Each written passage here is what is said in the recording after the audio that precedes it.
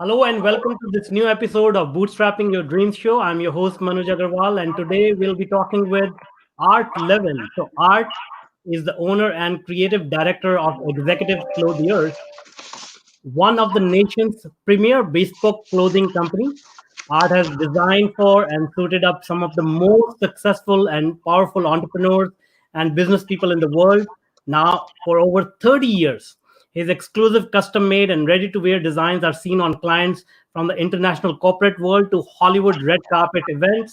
Some of his loyal clients include royal family members and other famous celebrities like Hugh Hefner, Sylvester Stallone, Robert Wagner, Michael Clarke, Eric Roberts, Terry Crews, Ernie Johnny Carson, Steve Allen, Johnny Carson, Bill Maher, and so on. I can go on and on with a huge list here. Art is considered one of the leading experts on direct marketing, corporate image consulting, and is the leading custom clothier to California's most prominent people in business and entertainment. He has been featured in Los Angeles Times, CNN, Esquire, GQ, MyFox 11, Wall Street Journal, Hispanic Business Magazine, Entrepreneur Magazine, LA Business Journal, and many, many more. Art is also the founder of PBN, a professional business networking group with more than 10,000 online members. Art sits on the executive committee board and chairs the membership committee at the City Club on Bunker Hill, a prestigious members only executive private club. I'm so excited to talk to you, Art.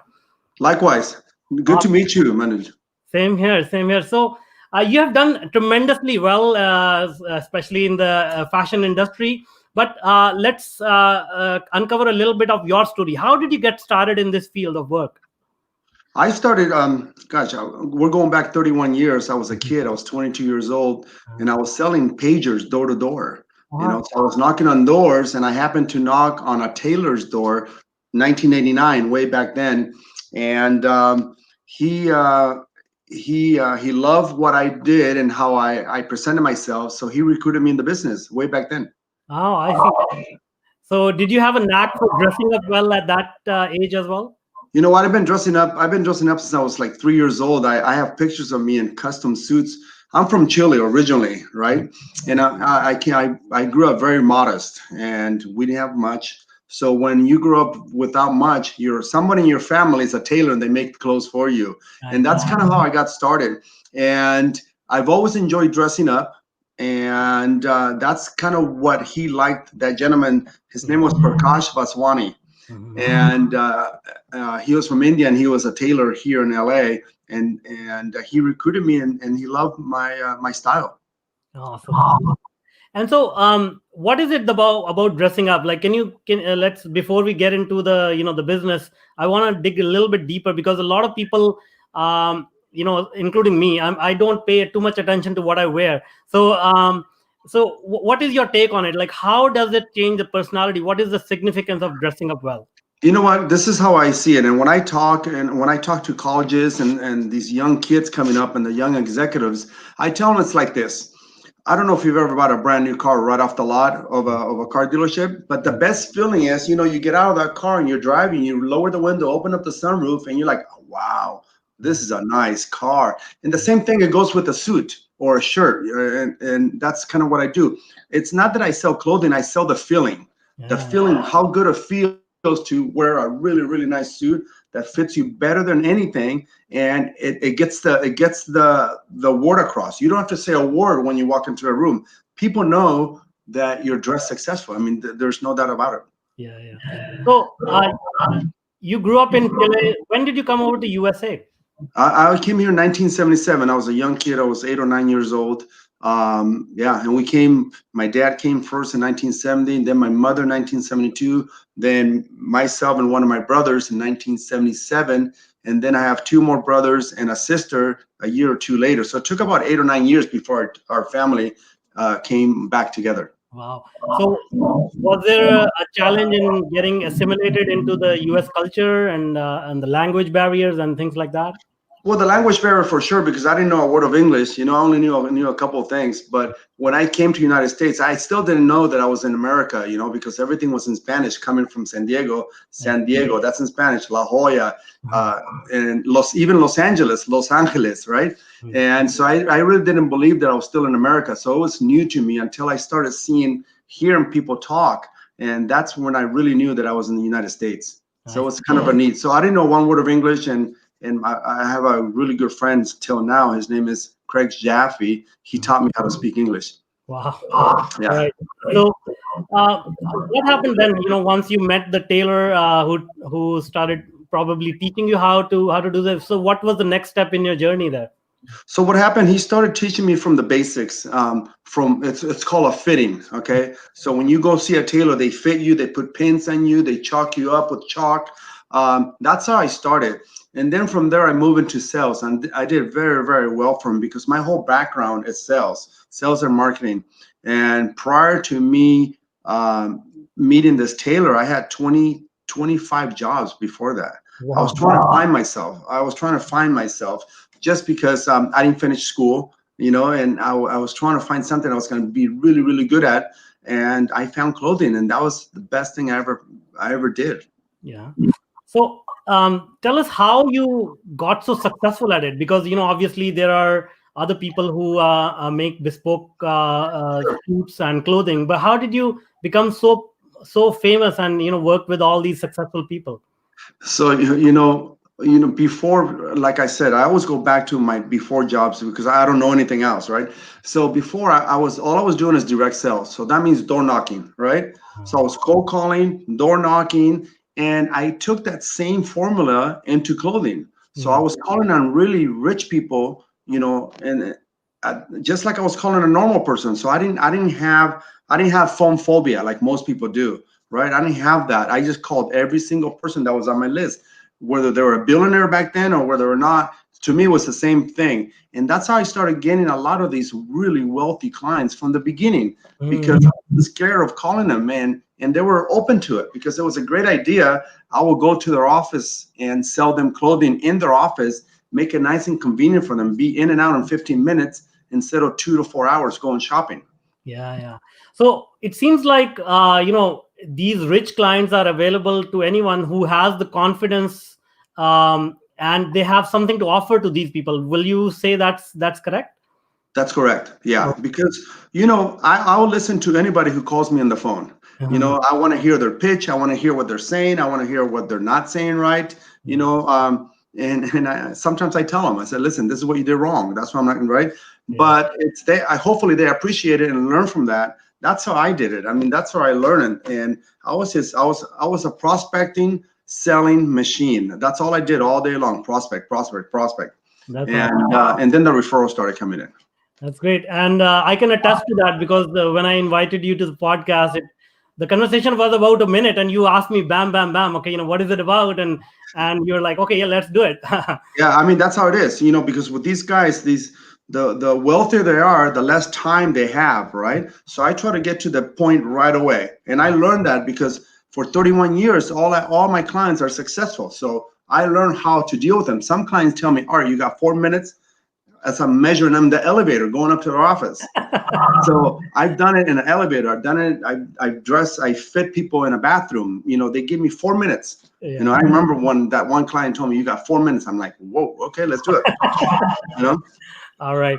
So, why bespoke clothing? Because the world is moving towards mass market and ready-made clothes and everything. So, Sure. what is your take on that?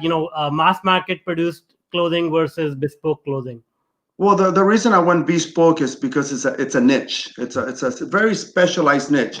Just like Ferrari, they have $400,000 cars. They have a great market. Rolls Royce, right? All these high-end cars, high-end homes. There's a market for that. It's not for everybody, but I don't care about everybody. I just care about the 1-2 percenters. Yeah. That's where I go after. So, but does it contribute the fact that it is bespoke? Does it contribute to the status, to the way they present themselves? Yes. Yeah. Yes. So it's a status thing. It's like wearing a Rolex. It's a status thing. It's when you reach a certain level, It's you buy things just to buy them, and because it's a status thing. I remember going back 20 something years ago, I bought my first Rolex, and somebody told me, buy yourself a Rolex. You'll see a different clientele. And sure enough, because now I could spot a Rolex from 30 feet away. I could spot a really good watch, and it's not. I'm not trying to brag here, but I'm just trying to express what fine things do. And as you grow in life, and as you grow financially, people see that. The value. And how has your craft changed? Have you started adopting new styles, or have you adopted new fabrics as you have started working with these famous people? That's a really good question, because I study every day. Every day I study. I drive my wife crazy, but that's me. I can't help that. So in order for me to keeping the edge of what I do, the best of what I do, I'm the best. I have the most knowledge than I think any of my competitors, because I study every night, no matter what. Every night I study, and I've been studying for 31 years. So I have my PhD, my MBA in bespoke clothing. That's awesome.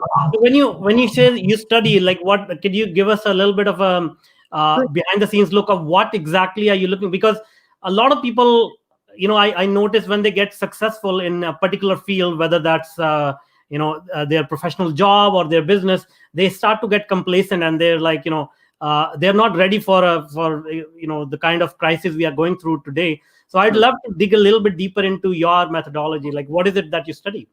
So what I study, first of all, is the styles, right? The styles change all the time. My art in the bespoke world, we like to keep our clients timeless and classic. But still, timeless and classic means we could still make the suit a little slimmer, not as baggy, right? So that's one. Two, the fabric. So my mill came out with a fabric right now. It's a COVID what do you call it? It's COVID proof. So they put some sort of chemical on the wool that it prevents from saliva or anything staying on your suit, so it goes away. That's kind of really, really neat. Same with the mask. We have water repellent masks, so nothing sticks to the mask. So everything, we're coming out with new things that clients enjoy. Wrinkle resilient wool, which means that it's a high twist wool. I don't want to get technical because it's really technical. It's a high twist wool that you could roll it up, drive with it. I drive with my suit on every single day. I don't take it off. I don't take off my coat. So at the end of the day, I still look as fresh as I did at 7 a.m. And it's called wrinkle resilient. It's unheard of in the suit industry. Most wool wrinkles, and ours doesn't. So it could be everything. It could be the way that the lapels hanging. It could be the pockets. It could be. I study everything. So that's all. I study that. That's great. And sales and marketing, and that's another thing I noticed. Most of the successful entrepreneurs, they are really good at marketing and sales. So Yes. what are your views? Like, how has that aspect of business changed over the last 30 years? You know what? We're still old school, and since I've learned how to market, prospect the old school way, knocking on doors, I don't do that anymore, but I have people that do that, calling on the phones, making appointments. My job today, all I do now is just my staff will schedule appointments for me, and my job is to show up to the appointments and just sell. That's my job. But what they do is what I used to do back then, and that's cold calling. That's prospecting, that's email blast, that's all the stuff, social media, all the stuff that goes in it now to keep up on we call it TOMA, top of mind awareness, TOMA. It's called TOMA. So we try to keep TOMA with all our clients, top of mind awareness. So when you think of clothes, you think of me, right? So it seems like you had to adopt email systems, social media marketing. Yeah, absolutely. Yeah. Okay. Yeah. And what about the effects of the pandemic, the global crisis? Now people are locked down. Has that affected your business in any way, or forced you? Initially it did, because everything was locked down. There's nothing we could do. It was out of my hands, out of my control. I'm kind of a control freak as it is, but this was out of my control. I couldn't do anything. The buildings where we lease commercial property from, they closed the entire building down. So we couldn't even get into our building. So I was shut down for about 4 months. But in those 4 months, what I did, I just pushed my online sales higher. So that's what I concentrated on. And that's kind of what we did. So we kind of shifted a little bit. So, as an entrepreneur, you have to be flexible and understand exactly what is going on in the marketplace and make adjustments. Manuj, I got lost you there for a second. Say that again. So I'm saying, as an entrepreneur, you have to be flexible and make sure that you can understand the market conditions. And absolutely, you have to be flexible in everything that you do. You can't just think one way, because that one way, if your focus is driven on one way, it's not going to work. It might work for a minute, but you're gonna have to switch. Yeah. So you have to be able. You're very, very flexible. Mm-hmm.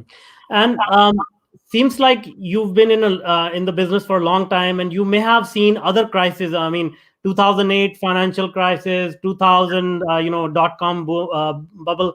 So bespoke clothing obviously is a very price sensitive. I mean, it's related to the price and overall economy. When these kind of shifts happen, how do you stay motivated? How do you stay focused, and how do you motivate your team to keep going? It's a great question, because it's a very hard thing to do, but I'm very motivated myself. And I'm very enthusiastic, and as we all know, enthusiasm is contagious. So I keep my team going just by my positive attitude, not only in life but in my business. And what we do, we just do different things. We have more meetings, right? We have just how to do things better, how to keep motivated, how to keep driven and have a purpose. I'm very purpose driven. So I haven't used an alarm clock in 30 years, just because my purpose is what wakes me up. And so, let's talk about your the professional networking group, that your business networking group that you have found. Can you tell us a little bit about that? Sure. So in the 2007-2008 crisis, the real estate recession, that hit everybody hard, including me. It hit me a little bit later. It hit me in 2008. So in 2008, I saw my business just going down and down. So I had to create something, recreate myself. Remember, we were talking about that earlier. So I had to recreate myself really, really quick and be flexible. So what I started doing, I was a member of a private club in downtown LA. It's called the City Club. It's a high-end private club. And so what I started doing, I started having lunch there for selected people. So if you could afford $100 lunch, that was kind of like you could afford my suit, right? So what I created professional business network like that. And then that lunch with 10 people, it grew to 50, and then 100. And then it's like having a virtual sales team. I see. So having a virtual sales team, so that group, everybody from that group, I only allow one per category. So only one plastic surgeon, one doctor, or one attorney from a specific field. So one eye doctor, one dentist. So all the leads that came through that, we gave it to that person, and we're exchanging about $800,000 a week in leads. Wow. Yeah, I mean through the whole group, Yeah. So if there was a real estate person, they made $1 million sale, that's their stuff. We didn't make any commission. That was just part of being part of the PBN. I see. So now, from what I understand, you have 10,000 members? There's about 10,000 online members now. Wow. And so how does it compare to other groups like, BNI and similar networking groups? Another great question. I studied BNI and I studied Le Tip. So they have meetings at Chili's and in Denny's. I don't know if are familiar with those restaurants. Yeah, right? Yeah. You can buy a steak for $8. No, that's not what I want. Those guys can't afford me, So that was the wrong. I was looking at them because of the network effect. Networking is really, really important in any business. But I don't want the people that could afford only an $8 steak. I want the people who could afford a $99 steak. Yeah. So that's why I created my own, and I created high end because that's what I wanted. I wanted to attract, and that's what they wanted. So it seems like you have a flair for building things and growing them from the ground up, and you've done it multiple times.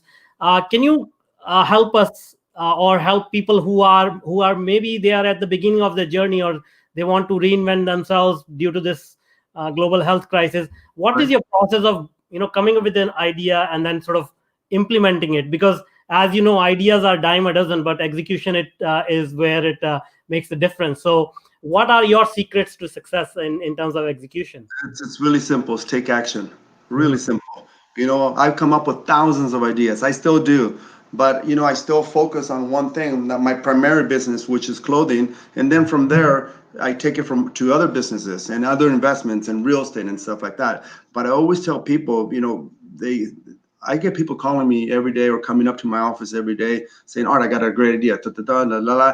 I say, what are you doing with this? I said, well, I don't know. I haven't. I said, take action. Some people want to have the perfect business, right? Or they have a perfect plan. There's no perfect plan. You just have to go for it. And most people are scared to go for it, and that's where they fail. So Yeah. I say, just go for it. Go for it. You cannot be perfect. You'll fix yourself along the way. So, and you'll learn what not to do along the way. But taking action is the most important thing that's been my number one success tool. I see. So I absolutely agree with that. Action is where it is. But when you take action, you also make mistakes. You run into difficulties. You run into disasters sometimes. Um, so can you share some of these kind of experience? Like, have you run into any disaster scenarios or anything like that? I have. Let me tell you something. I bought a home a long time ago, right? And this is what I did. I took action. I destroyed everything in my home because it was an older home. It was an investment, and I just jackhammered everything, right? Uh-huh. And I jackhammered the bathrooms. So I didn't have bathrooms. I said, oh well, what do? We get a hotel, right? So that was just one example, and that's how I do it. I go for it. If I make mistakes, I fix it and continue going. I see. And what about I've been to your website and seems like you have put together a dream team to be able to reach that kind of success. I believe you have to have a very strong team to support you and be able to uh, you know um, uh, be champion of the ideas that you are putting out there, right? So Absolutely. what are your theories about hiring and retaining top employees and team members? Those team members that you saw on my website, I've had them for years. Some of them are some of my best friends from way back. Most of those people, they've been working with me 10 plus years, and I take care of them. Well, I treat them like family. We go and have lunch together. We have go, and anytime they're around me, they don't pay because I take care of everything, and I treat them like family. So it's like I'm the godfather of my little family, right? So I I take care of on their birthdays, and I love. If it wasn't for that team that I have now, I could not be where I am today. It's super super important. I couldn't do all of their work. I used to, not anymore. All of their work because it's I can't now. I need that team, and for me to need them, I take care of them. Okay. So one of the questions I asked, because I grew up in India and I migrated over to North America, and every guest who comes onto the show who has lived in multiple parts of the world, I ask them, did your cultural background contribute to your success? Having a different perspective, living in different parts of the world, how did that help you in your career? I grew up, like I said, I grew up very, very poor, Mhm. and coming here, we were very, very modest. There was 8 of us in one bedroom. I'm sorry, a one bathroom, 3 bedroom house, 900 square feet. So I had friends that lived in mansions, and I think from early on in high school, or maybe even a little bit younger, my friends, I used to dream. I said, man, how come my friends have those big homes? And that's how I started. I think my first girlfriend was like 14, Mhm. 15. She came from a very wealthy family and had a huge mansion. And then they took me to nice restaurants, and that's what I enjoy today. Mhm. It's nice restaurants, nice homes, nice cars, but it kind of put a really drive in me, and that drive that I have, it's undeniable. If you met me in person, you could tell. I'm like a magnet. You could tell my drive, and that's what people tell me all the time. It's like, how are you so driven today, 31 years later, more than you were 31 years ago? It's just today it's not about money anymore. It's about being the best that I am in my business. I see. So that's a very important point. A lot of people, I think that's where they sort of miss the boat there. They keep running after money, and even when they acquire the money, they find it's not very, very satisfying. It's not fulfilling. So it seems like you just want to be the best at what you do, and money is a byproduct. Is that correct understanding? That's pretty much what it is. I'm very proud. I'm very proud of what I do. I think we're the best at what I do. And again, not being cocky, we just being confident about our product and about how we do it and why we do it. And yeah, when you do something really good, money just comes. Yeah, I yeah. don't even think about it anymore. It just comes. Yeah, yeah, that's awesome. And so, you obviously have worked with a lot of famous people. Any interesting stories that you recall? Anything that you can share? I mean, I have some really cool stories. There's one gentleman, very, very, very, very well known. I can't tell you who it is, Yeah, yeah. but when I first met him, and this is really interesting, when I first met him, he wouldn't look at me. He'll look at his assistant, right? So I had to talk to his assistant. His assistant will tell him right in front of me, right? 2, 3 feet away. And it was the funniest thing. But about 4 months later, once he invited me to his house, things changed. These superstars, they're very insecure about bringing something new into the world. And once they get to know me and they know that I don't spread any, to me, when they come to me, I'm not only their tailor, but their barber. You don't spread the word, you don't gossip. I've never in my 31 years have said anything about any of my clients, what they told me in private. And so they get to know that about me. And on top of that, I get referred to them. So the trust is there. I just have to bring that trust a little higher. Yeah, yeah. Pretty Um, interesting. so, we have a lot of entrepreneurs. Some of them are already successful. Some of them are just starting their journey. Any message that you may want to share with these entrepreneurs, especially in a time like this? I co-author a book called the Hustler Code. And Okay. I'm writing my second book now. It's called Tailor-Made Success for Entrepreneurs, from learning from some of the wealthiest people in the world from me, right? So when I sign my books, I always put on there, keep pushing, keep driven, and have purpose. And those three key words, they take you a long, long way, because people, they dream, but they have no action, or they dream and they don't pursue it, right? Or they have no purpose. When you don't have purpose, you're gonna wing it in life. You're not gonna like where you end up. Yeah. So, a follow-up question there will be, a lot of people, they say, okay, I'm really hardworking. I want to take action, but the economy is not good. I don't have the savings to put into my business, or they come up with a lot of excuses, basically. So, what kind of message that we can give to them? It's what I always tell young people is let's say, for example, you want to get into my business, right? Into clothing. Obviously, you're not going to do the numbers I do today, but come and work for someone like me, or go to Nordstrom's. And if you want to get into clothing, go work for somebody. Let them finance you for a couple of years, learn as much as you can, then you go out on your own. Yeah. That's a good advice. That's Yeah. good. You learn from the inside out, but you learn on somebody else's pay, Yeah. That's not on great. yours. Yeah, for sure. Well, thank you so much.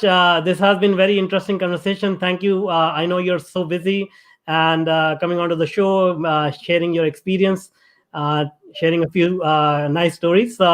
Now, before I let you go, can you tell us how people can find you and connect with you?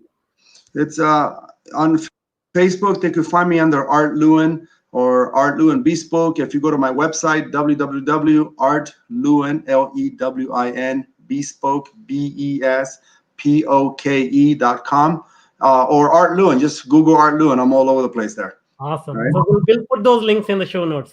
Thank you so much. I'd love to see the tape later on too. Of course. Thank you so Thank much. you, man. I Thank you. appreciate it. Thanks. Bye-bye. Thank Bye. you for your time. Bye. Bye-bye.